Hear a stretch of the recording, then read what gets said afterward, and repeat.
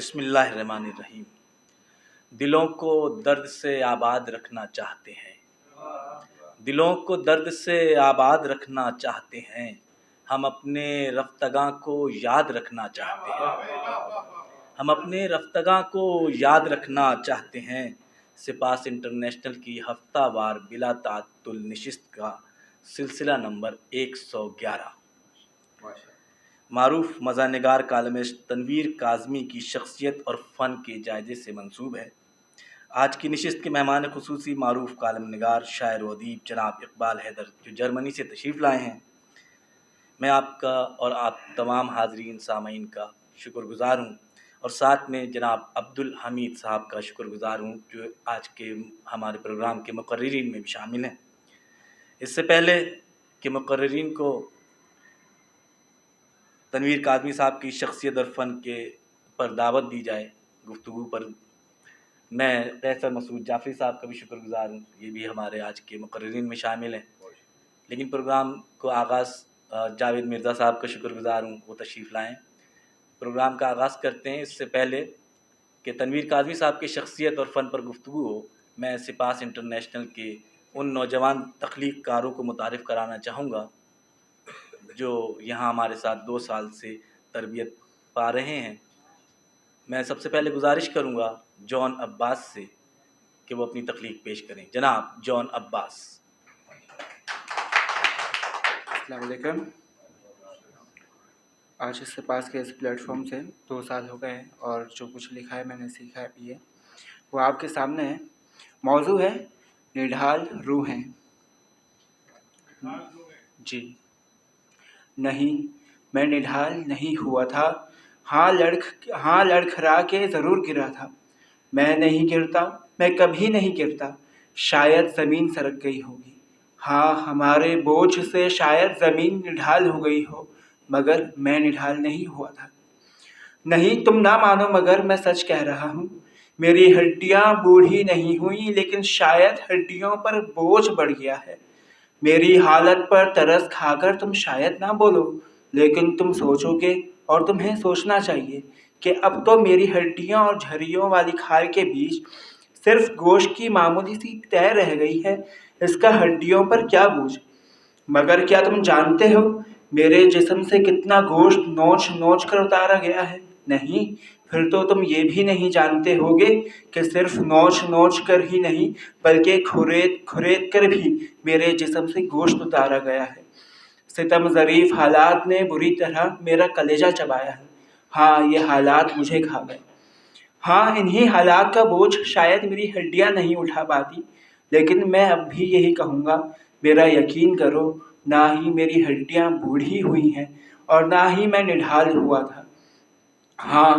ہاں لیکن میں ہار گیا، میں وقت سے بہت پیچھے رہ گیا، اتنا پیچھے کہ کہیں تھک کر بیٹھا تو کوئی پیچھے سے آ کر میرا کندھا نہیں تھپتا پائے گا، کوئی مجھے اپنے ساتھ چلنے کا نہیں کہے گا۔ اس کا مطلب جانتے ہو، میں بہت پیچھے نہیں بلکہ سب سے پیچھے رہ گیا۔ یہ سب جو مجھ سے آگے ہیں اور کچھ جو بہت آگے ہیں، ان کی راہیں جدا جدا تھیں، یہ الگ الگ سمت سے روانہ ہوئے تھے، کوئی تنہا تو کوئی قافلے کے ساتھ۔ قافلے بکھرتے بھی رہے اور نئے ہمسفر مل کر بچھڑتے بھی رہے، اور یہ تمام راستے سمٹ جائیں گے، تمام بچھڑنے والے پھر سے ملیں گے، اور جہاں یہ سب پہنچیں گے وہ خدا کی عدالت ہوگی۔ وہاں کہیں صدیوں تک مقدمے لڑے جائیں گے، ہر لمحے سزا اور جزا ملے گی، اور صدیوں بعد جب عدالت ختم ہونے والی ہوگی، شاید تب میں سب سے آخر میں اپنی لاش گھسیٹتا ہوا وہاں پہنچوں اور اپنی لاش کو کٹگرے میں کھڑا کر دوں اور خود سے سوال کروں، یہ رہی خدا کی عدالت، کیا یہاں تجھے انصاف ملے گا؟ تیرے قاتل تیرے احساسات تھے، بتا ان احساسات کو کیا سزا دی جائے؟ بتا کیا محبت کو سولی چڑھا دیا جائے یا وفاداری کو جہنم میں جھونک دیا جائے؟ یہی احساسات تیرے مجرم ہیں، بتا انہیں کیا سزا دی جائے؟ اور تب میری لاش نہیں، ہاں مگر شاید میری نڈھال روح یہ بولے، سب کو معاف کر دیا جائے۔ شکریہ۔ جان عباس ہمارے کہانی نگار، افسانہ نویس، اور انشاءاللہ عنقریب ان کی کتاب شائع ہو رہی ہے اے کاش کے نام سے، اس کی تقریب بھی ہم یہاں کریں گے۔ اب میں जनाब ज़ैन रज़ा से गुजारिश करूँगा, ये हमारे पास कैपिटल सोसाइटी से तशरीफ़ लाते हैं, हर बुध की नशिस्त में यहाँ मौजूद होते हैं और आपके सामने आ रहे हैं जनाब ज़ैन रज़ा।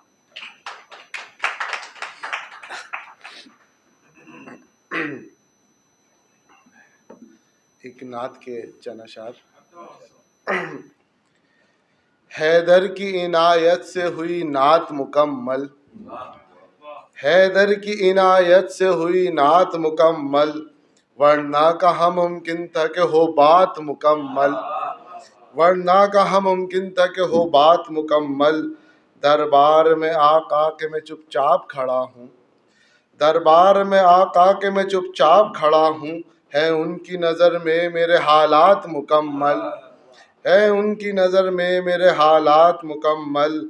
है उसको ही ज़ेबा के वो दे गैब की खबरें, है उसको ही ज़ेबा के वो दे गैब की खबरें, जाने हैं जो पहले से सवालात मुकम्मल, जाने हैं जो पहले से सवालात मुकम्मल। एक हम पे ही मौकूफ़ नहीं बात ये लोगों, एक हम पे ही मौकूफ़ नहीं बात ये लोगों, पढ़ते हैं दुरूद अर्ज़ व समावात मुकम्मल, पढ़ते हैं दुरूद अर्ज़ व समावात मुकम्मल। आँखों पे मली खाके दरे गुम्बत खिज़रा, आँखों पे मली खाके दरे गुम्बत खिज़रा, नज़रों से उठे मेरे हिजाबात मुकम्मल, नज़रों से उठे मेरे हिजाबात मुकम्मल। जब ज़ैन रज़ा ने है लिखी नात मोहम्मद, जब ज़ैन रज़ा ने है लिखी नात मोहम्मद, रक़्सा है ज़मीं सात फलक सात मुकम्मल। बिला ताख़ीर गुजारिश करूँगा माहिर नक़वी से, जनाब आपके सामने माहिर नक़वी तशरीफ़ लाएंगे। कुछ शायरी कर रहा था, कुछ सिपास का किरदार है कि यहाँ तक पहुँचाया। बाकी मेरे असातिज़ा की मेहनत है कि मुझे कलम निगारी की तरफ माइल किया। 2-4 कॉलम्स लिखे हैं आप लोगों की समातों की नज़र। तरक्याती काम। आजकल शहर कराची में हर समती तरक्याती काम चल रहे हैं, जो कि खुशाइन बात है। अगर हमारी सरकार की मानी जाए तो इनका कहना है किसी भी मुल्क की तरक्की में सबसे अहम किरदार सड़कों का होता है। जितनी अच्छी सड़कें होती हैं इतने ही इस मुल्क की तरक्की के मौके ज़्यादा होते हैं। फिर भले मुल्क में गुर्बत की शरह बढ़ती चली जाए या मुल्क का ज़र मुबादला कम से कम तर ही क्यों ना हो जाए, अगर सड़कें पक्की हैं तो मुल्क तरक्की करता रहता है। और ऐसा ही कुछ हमारे साथ हो भी रहा है अल्हम्दुलिल्लाह। हर गुजरते दिन के साथ हम भी कर्ज़ों की मद में तरक्की करते चले जा रहे हैं, जज़ाकल्लाह। और अब हालात इस नहज पर हैं कि हम दिवाली के करीब पहुंच चुके हैं। अशिया खुर्दनोश की कीमतें आसमान को छू रही हैं, मगर शुक्र है सड़कें तो पक्की हैं। पेट्रोल, गैस, बिजली सभी चीज़ों का बहरान है, मगर शुक्र है सड़कें तो पक्की हैं। गुर्बत की वजह से ख़ुदकुशी की शरह में रोज़ इजाफा होता जा रहा है, लेकिन हमें इसकी क्या परवाह। हमारी सड़कें पक्की हैं मतलब हम तरक्की पजीर हैं।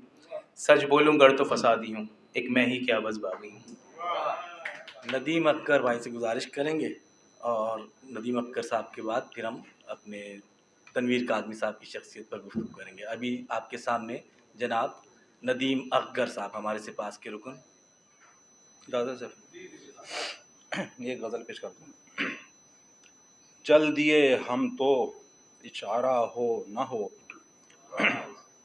चल दिए हम तो इशारा हो न हो, ना खुदा कोई हमारा हो न हो।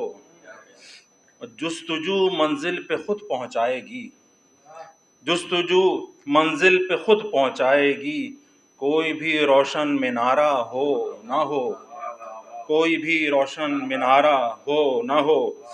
और अपनी ही सांसों की तुम कश्ती बनाओ, अपनी ही सांसों की तुम कश्ती बनाओ, कोई तिनके का सहारा हो न हो, कोई तिनके का सहारा हो न हो।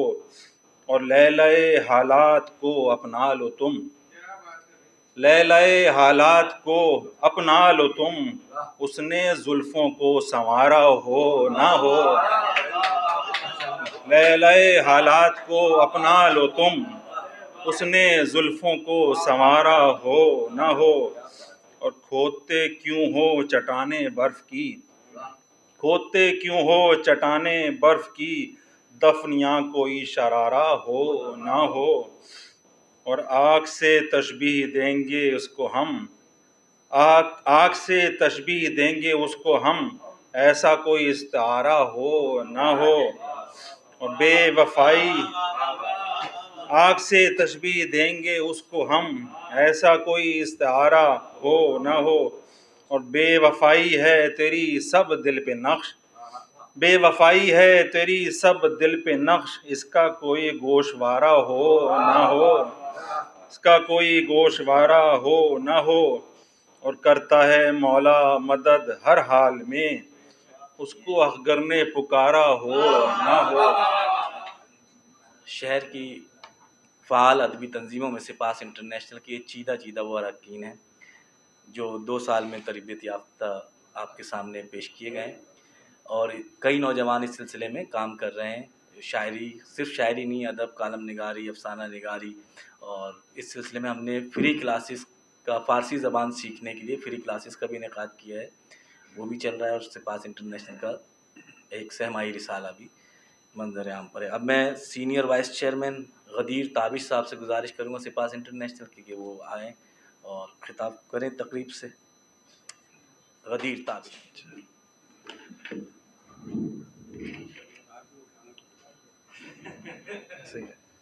اعوذ باللہ من الشیطان الرجیم، بسم اللہ الرحمن الرحیم۔ شروع اس کے نام سے کہ جو عالمین کا پروردگار ہے اور جس کو فخر ہے کہ وہ محمد وآل محمد کا خالق ہے۔ درود و سلام اس کے لیے کہ جس کا حق ہے کہ اس پہ درود پڑھا جائے۔